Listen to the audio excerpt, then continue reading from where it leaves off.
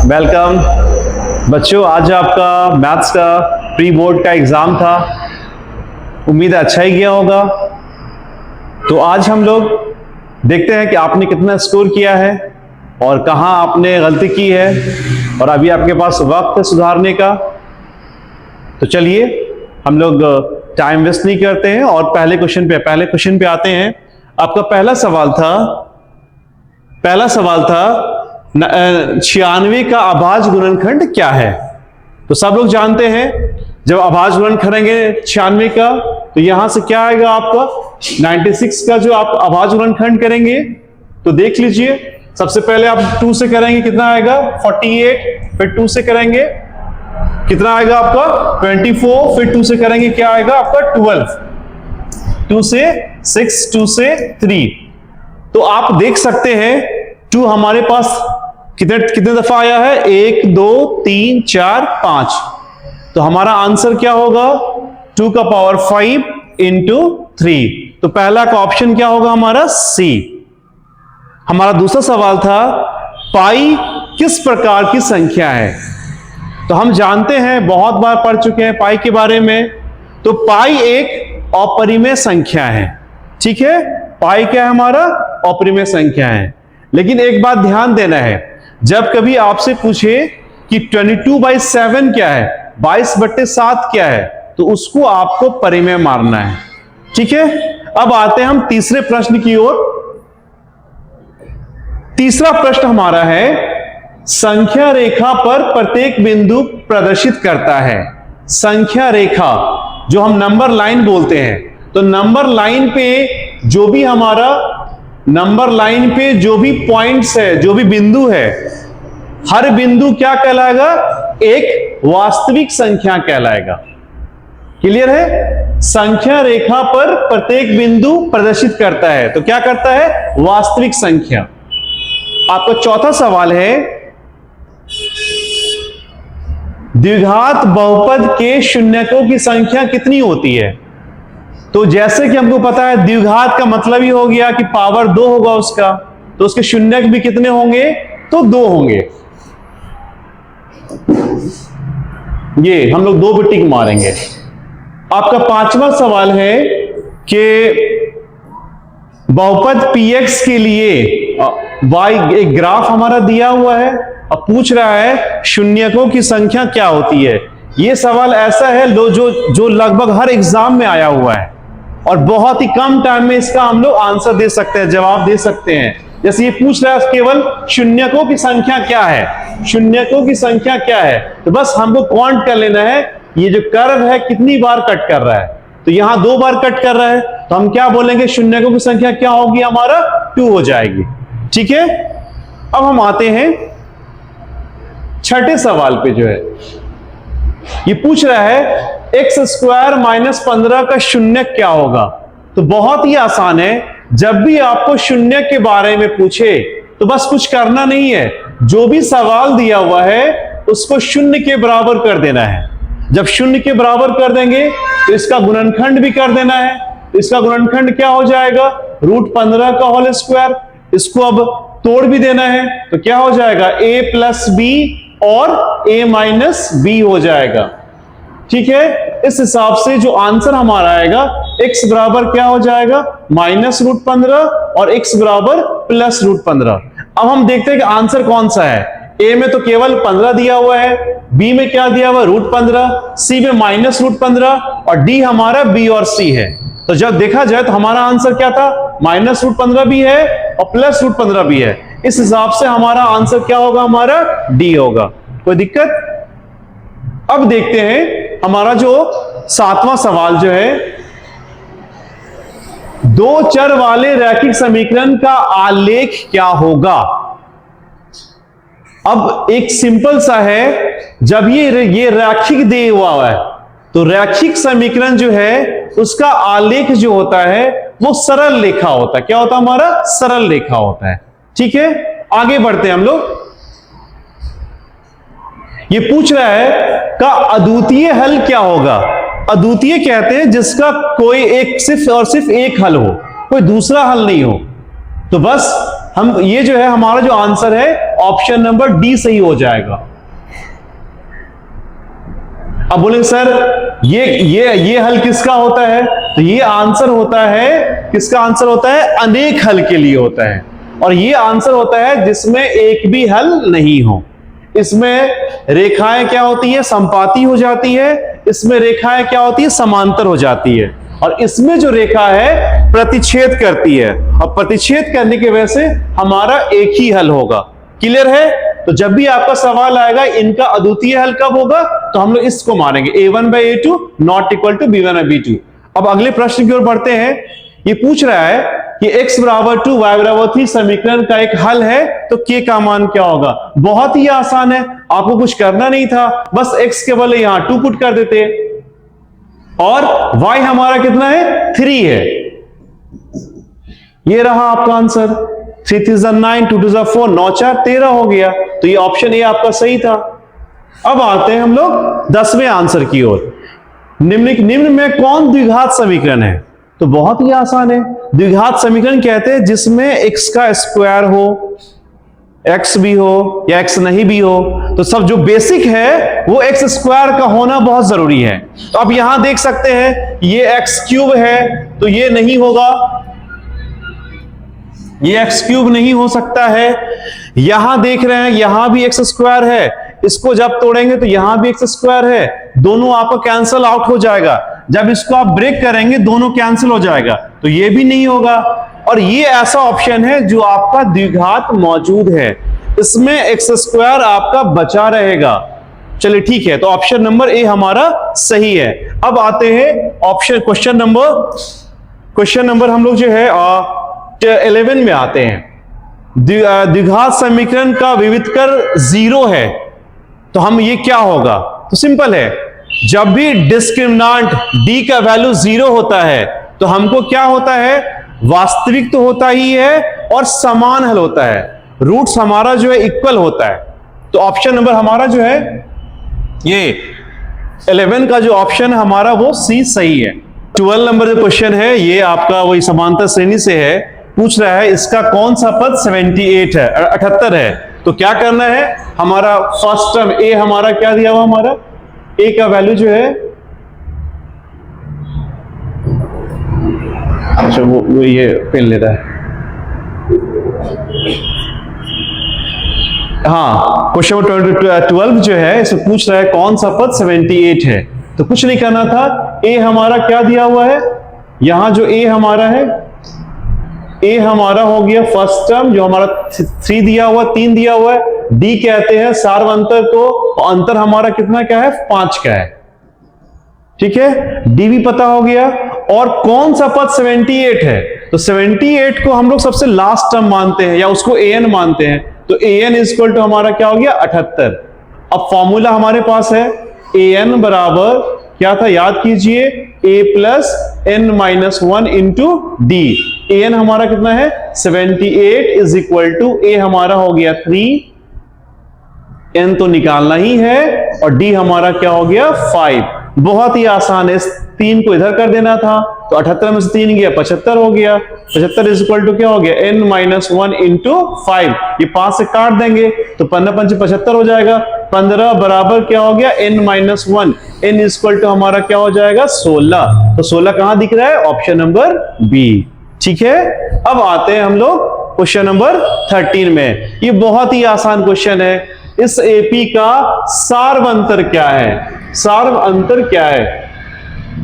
देखिए, सार्वअंतर पूछ रहा है, तो सार्वअंतर हम लोग किसको बोलते हैं? डी को बोलते हैं। सार्वअंतर किसको बोलते हैं? डी को। डी इज इक्वल टू हमारा क्या होता है?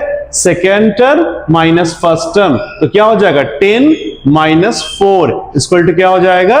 6। कौन सा ऑप्शन सही है? बी। अब आते हैं 14वें नंबर पे, 14 नंबर क्वेश्चन में क्या कह रहा है? प्रथम पद एवं सार्वअंतर वाले एपी का इनवा पद क्या होगा?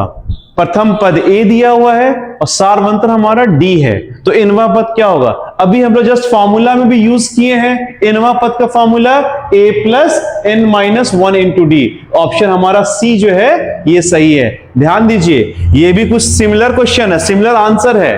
बट फर्क क्या है, यहां पे n-1 है या n+1 है। आप जल्दबाजी में गलत नहीं मानना, ये आपका रॉन्ग ऑप्शन है। चलिए अब आते हैं हम लोग क्वेश्चन नंबर 15 में। मूल बिंदु, मूल बिंदु को हम लोग क्या बोलते हैं, ऑरिजिन बोलते हैं। और ऑरिजिन किसको बोलते हैं, 0 0 को। ऑरिजिन का जो निर्देशांक होता है क्या होता है, 0 0 को होता है।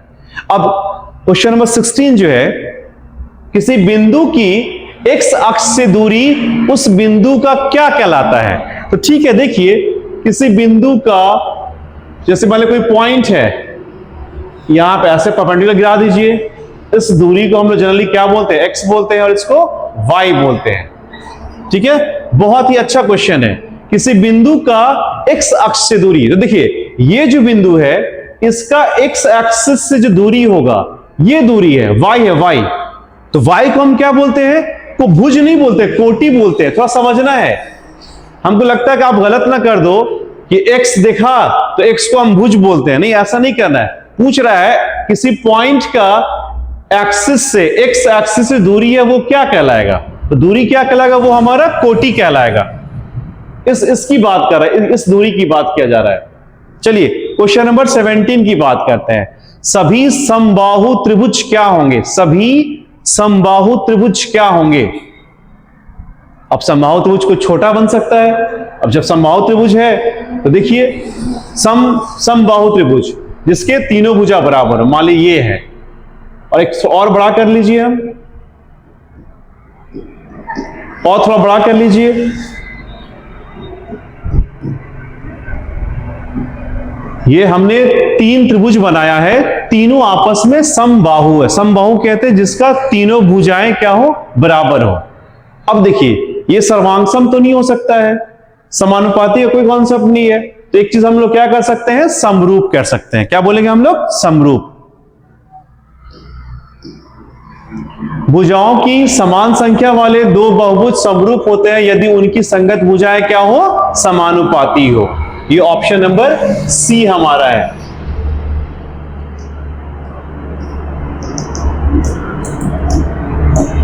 हाथ लगे,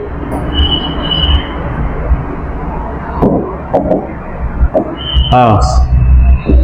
देखिए क्वेश्चन नंबर 18 जो है, भुजाओं की समान संख्या वाले दो बहुभुज समरूप होते हैं यदि उनकी संगत भुजाएं क्या होंगी, समानुपाती होंगी।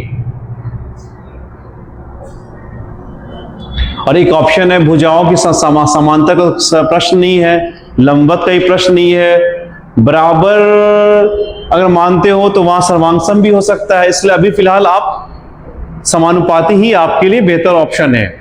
वृत्त के एक ही बिंदु से गुजरने वाली रेखा को क्या कहते हैं, वृत्त के एक ही बिंदु से गुजरने वाली रेखा को क्या बोलते हैं, स्पर्श रेखा, जीवा, छेदक रेखा, व्यास। अब देखिए जो जीवा होता है, ऑप्शन अगर जीवा की बात करें तो इसको हम लोग दो बिंदु से गुजर रही है, इसको जीवा कहते हैं। व्यास की बात करें इसमें भी दो बिंदु होता है। छेदक रेखा है जो उसको क्रॉस कर जाती है। एक स्पर्श रेखा ही ऐसा है जो केवल एक बिंदु से गुजरता है। सर ये स्पर्श रेखा है, इस स्टेप से जो रेखा हम लोग गुजारते हैं इसी को हम स्पर्श रेखा कहते हैं, जो वृत्त को केवल एक ही बिंदु पे टच करता है, एक बिंदु से गुजरता है। अगला प्रश्न आपका है, दो समरूप त्रिभुज के क्षेत्रफलों का अनुपात 9:4 है, उनकी संगत ऊंचाइयों का अनुपात क्या होगा। ये बहुत ही अच्छा प्रश्न है।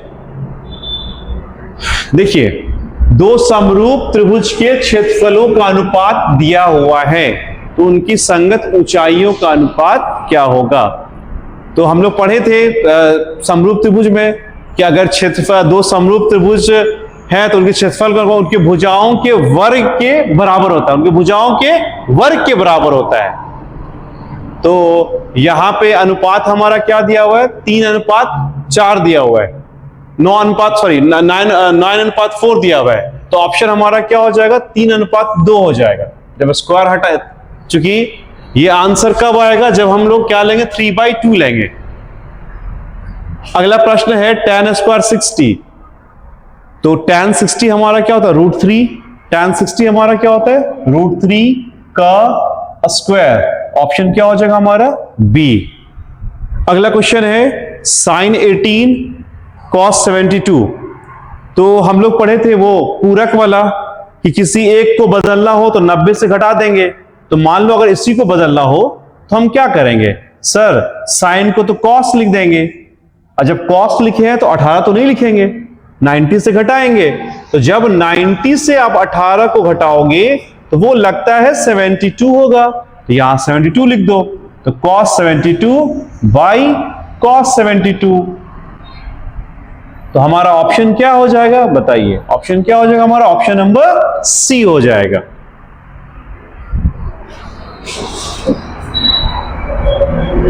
Sign square theta into sec square theta. बहुत ही अच्छा क्वेश्चन है, बहुत ही अच्छा क्वेश्चन है। इसमें तो हमको कुछ करना नहीं था, हमसे पूछ रहा है साइन स्क्वायर थीटा इंटू, देखिए क्या लिखा हुआ है, सेक स्क्वायर थीटा। तो सेक स्क्वायर को हम लोग क्या बोल सकते हैं? 1 upon cos square theta, 1 upon cos square theta. अब बताइए ये क्या हो गया? Sine square by cos square किसके बराबर है? tan स्क्वायर थीटा के बराबर है। अगला क्वेश्चन है, देखिए क्वेश्चन नंबर 24। 2 sin a बराबर sin 2a। तो a का मान क्या होगा? ये तो आप पुट करके भी देख सकते हैं। ऐसा कौन सा मान जो है जो इसको संतुष्ट कर पा रहा है? पहले हम अगर 30 पुट करते हैं, 30 पुट करते हैं, तो हमारा जो बाया पक्ष है वो हमारा क्या हो जाएगा? 2 sin 30। और sin 30 का वैल्यू क्या होता है? 1/2। ये 2 और 2 कट गया, तो 30 पुट करने से इधर का वैल्यू हमारा हो जाता है 1। अब इधर आ जाओ, इधर जब 30 पुट करोगे 32 से क्या हो गया? 60। sin 60 हमारा क्या होता है? √3/2। तो उस तरफ था 1, इधर √3/2। तो ये ऑप्शन हमारा सही नहीं है। अब 0 पे ट्राई मारते हैं। 2 × 0 0, sin 0 0, sin 0 0। ऑप्शन बी ही हमारा जो है जो दोनों पक्ष को संतुष्ट कर दे रहा है। अब आते हैं क्वेश्चन नंबर 25 में। r त्रिज्या वाले वृत्त के अर्धवृत्त का परिमाप क्या होगा? बड़ा अच्छा है ये। देखिए क्या लिखा हुआ है? अर्धवृत्त, और क्या लिखा हुआ है? परिमाप। तो सबसे पहले अगर हम अर्धवृत्त बनाते हैं, त्रिज्या कितना है? r है, ये भी r होगा। अब आपको पता होना चाहिए टोटल हमारा कितना होता है? 2πr। तो इसका अगर आधा की बात करें तो ये हमारा क्या हो जाएगा? πr। अब परिमाप की बात करें तो एक यहां से चल के एक चक्कर कंप्लीट करेंगे तो वो परिमाप कहलाता है। तो क्या हो जाएगा? याद कीजिए क्या हो जाएगा? πr + 2r। अब देखिए कौन सा ऑप्शन सही है? πr + 3r ये नहीं होगा, πr² ये भी नहीं होगा। तो ये लगता है ऑप्शन नंबर सी जो है हमारा वही आ रहा है। क्या आ रहा है? πr + 2r। अगला क्वेश्चन है थीटा वाले त्रिज्यखंड का क्षेत्रफल। तो त्रिज्यखंड का क्षेत्रफल क्या होता है? πr² θ/360। ऑप्शन नंबर डी जो है, ऑप्शन नंबर डी जो है वो हमारा जो है वो सही है। ये क्वेश्चन नंबर हम 26 में थे, हमसे पूछा जा रहा था त्रिज्यखंड का क्षेत्रफल क्या होता है। तो याद कीजिए त्रिज्यखंड कहां पढ़े थे हम लोग? ये वृत्त है, ये केंद्र है, ये जो केक टाइप का हम लोग काटते हैं ये क्षेत्र है, इसी को हम लोग त्रिज्यखंड कहते हैं। और इसका क्षेत्रफल क्या होता है? πr² θ/360। अब अगला क्वेश्चन है 60 डिग्री केंद्रीय कोण और 14 सेंटीमीटर त्रिज्या वाले त्रिज्यखंड का क्षेत्रफल निकालिए। तो बहुत ही आसान है, हमारे पास ऊपर में फॉर्मूला लिखा हुआ है, वहां पे थीटा के बदले क्या पुट कर देना है हमको? 60 पुट कर दो। तो क्या हो जाएगा सर? यहां पे 60 पुट कर दो। 60/360 इंटू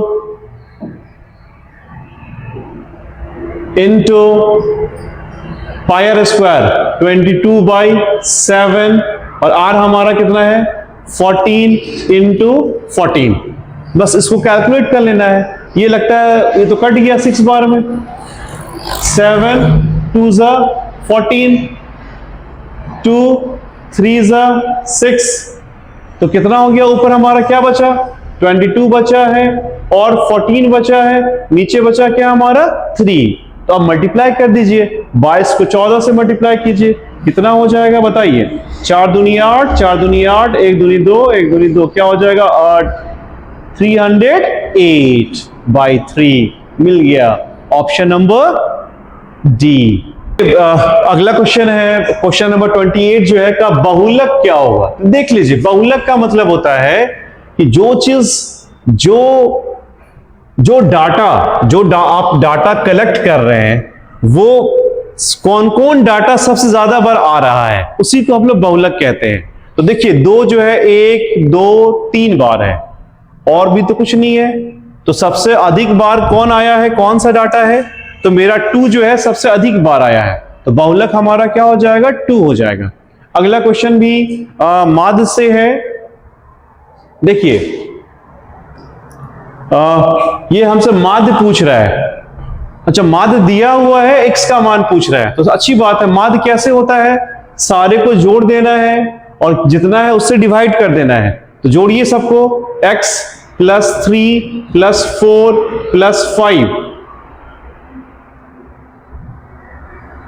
डिवाइडेड बाई 5। माध्य का यही फॉर्मूला होता है, sum of observation by number of, sorry यहां 5 से नहीं डिवाइड करना था आपको जो है किससे डिवाइड करना था, 1 2 3 4 ऑब्जर्वेशन है। तो क्या आंसर हो जाएगा, बता फिर से देखिए, हम लोग कोशिश करते हैं। माध्य जो हो जाएगा mean is equal to, sir mean is equal to x + 3 + 4 + 5, और कितना ऑब्जर्वेशन आपका है 4, तो हम 4 से डिवाइड कर देंगे। और माध्य हमारा क्या दिया हुआ भी है, माध्य क्या दिया हुआ है 5, तो यहां पे माध्य के बदले क्या पुट कर देंगे 5। तो 5 बराबर यहां पे क्या हो जाएगा, 5 4 9 3 12, 12 + x बटे 4 कर दो, 4 पंचे 20 हो जाएगा, 20 में से 12 जाएगा तो क्या बचेगा मेरा x, तो 20 में से 12 क्या हो गया हमारा 8, ऑप्शन सी सही है। अब आते हैं 30 में। एक पासा को उछाला जाता है, आप पासा जानते हैं, जो हम लोग लूडो खेलते हैं, लूडो में जो वो क्यूब टाइप का होता है छोटा सा, है ना, जिसको डाई बोलते हैं ना, डाई इंग्लिश में डाई बोलते हैं। तो जब उसको उछालेंगे तो पहले ये कीजिए, जब भी हम उस डाई को उछालते हैं तो हमारे पास क्या क्या आता है, 1 2 3 4 5 6 आता है टोटल। अगर हम ऑड टर्म्स की बात करें तो 6 है ना। हमसे क्या पूछा जा रहा है, सम संख्या, तो बहुत ही आसान है। सम संख्या कौन है, 2 4 6, टोटल कितना हो गया 3। तो प्रोबेबिलिटी क्या हो जाएगा, प्रायिकता क्या हो जाएगा 3/6, क्या हो जाएगा प्रायिकता 3/6। तो ऑप्शन हमारा क्या हो जाएगा, ऑप्शन ए 1/2 सही होगा। ठीक है, थैंक यू आज के सवाल के लिए। इसी तरह से आपको जो है अगला प्री बोर्ड में जो क्वेश्चंस आएगा उसका भी अपडेट देते रहेंगे। Thank you.